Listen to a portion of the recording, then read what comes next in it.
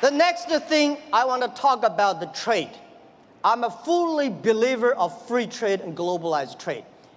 And I think when trade stops, war starts. So trade is not buy things. Trade is appreciation of the culture of the other side. How can you stop trade? People are moving very fast.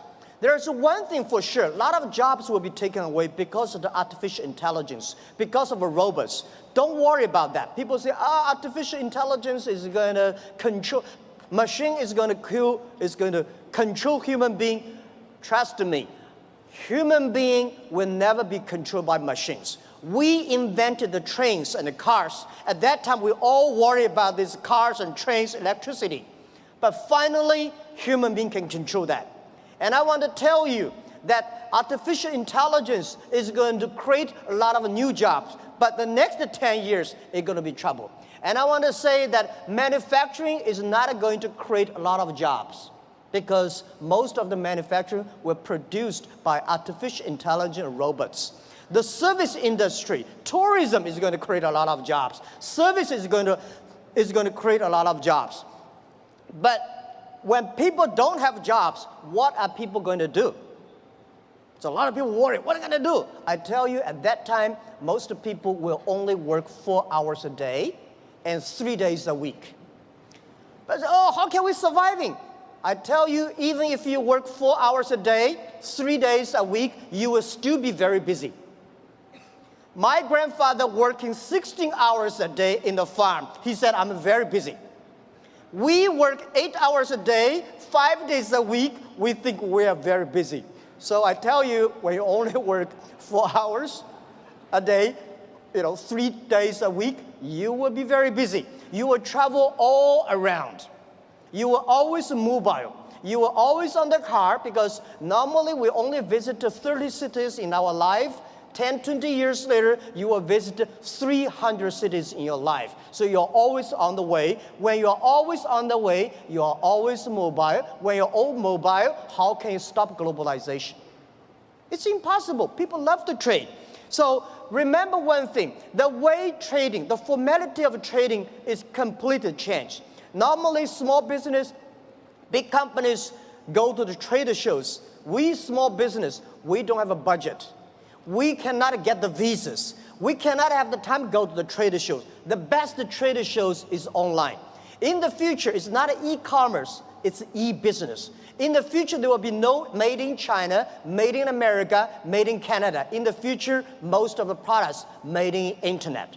You may design here and sell there and assembly here. So all the things next 10, 20 years, the way we do business is totally different. So get ready for that. So the distance is no longer be issues. Think about it. The questions we got 15 years ago when we do e-commerce in China, people say, how can you deliver things from Beijing to Shanghai in 5 days? How expensive? What's the cost of delivery? Today, we can deliver Beijing to Shanghai, like 3 or 4 hours. Within 24 hours, most of the cities in China will be covered. Most of big cities, half an hour will be covered. Our vision is that in next 10 years, most of the countries in the world will be 72 hours. So distance is no longer the issue. Sell things from Toronto to Chicago, there's no difference between Toronto to Chicago and Toronto to Shanghai. Everything will be delivered within 72 hours. Because of the new supply chains, things could be even more efficient. Things could be much more cost effective. So this is what we believe the future. This is what we believe internet, e-payment, logistic systems, data is going to change the whole world. A lot of jobs is losing, a lot of new jobs are coming up. And I want to tell you that for all these small business entrepreneurs, remember one thing, 80% of the small business in the future must be globalized. If you are not globalized company, you will never be able to survive easily. And if you do not using internet to globalize, not the necessary Alibaba. If you do not using internet to globalize your business, you will not have a chance. If you do not know C2B, because last century manufacturing is about a B2C. In the future, it's got a C2B, consumer to business. So all the model is going to change. Every small business, all the young people here, think globally, think big. Right? You only in the past you only do things if you do things in your only small county, you're a small tiny business. Small business can leverage the internet technology, leverage the market, go across the board. Think big and think out of the boundary. This is a prime minister. I absolutely agree with that. So it's never too late. Never too late to learn to that. Internet is just the beginning. E-commerce is just the beginning. The good thing about the young people is that we always keep learning. One of the reasons people say, what's the secret of China grow so fast? One of the things that we Chinese learn very much in the past 30. We learn a lot about America. If you today go to New York, pick up 100 Americans on the street, how many of them can speak more than 10 Chinese words? Very few. If you're in Beijing, Shanghai, you grasp 100 young people and ask them how many of them can speak more than 20 English words, 80 of them. That is you learn. When you appreciate, when you're open-minded, when you learn from others, you make progress. So this is, I think, never too late to learn the internet. Internet technology is just the beginning. People like me, I know nothing about technology.